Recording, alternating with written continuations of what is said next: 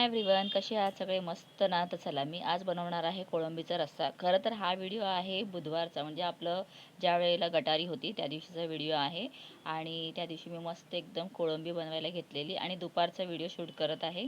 तर आज ना मी छान एकदम मस्त GW खामकर यांच्याकडून आलेला मसाला जो आहे ना, त्या मसाल्याची मी कोळंबी बनवली. आणि खरं सांगते, मसाला एवढा अप्रतिम आणि छान टेस्टी आहे की घातल्यानंतरच ना तेलामध्ये मस्तच एकदम असा वास येत होता.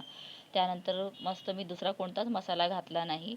फक्त GW खामकर यांचा ना मासळी मसाला जो आहे तोच मी याच्यात घातला. हळद मीठ घातलं आणि मस्त कोळंबी घालून ना चांगली शिजवून घेतली.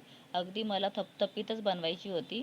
तर आता छानपैकी ना कोळंबी शिजत होती, तर थोडंसं त्याच्यामध्ये मी पाणी ॲड केलं, कारण का मला अगदीच थपथपीत करायची होती, जास्त रस्सा असं बनवायचा नव्हता. आता कोळंबी शिजते तोपर्यंत ना फटाफट चपातीचा डबा वगैरे घासून घेतला. आणि हे पहा, मस्त एकदम छान झालेलं आहे. आणि कोळंबी पण एवढी मस्त वाटते आणि रस्सा पण अगदीच बाहेर मस्त घमघमतोय. सो तुम्हीसुद्धा नक्कीच मागवा हे मसाले, खूप छान आहेत आणि मस्त आहेत.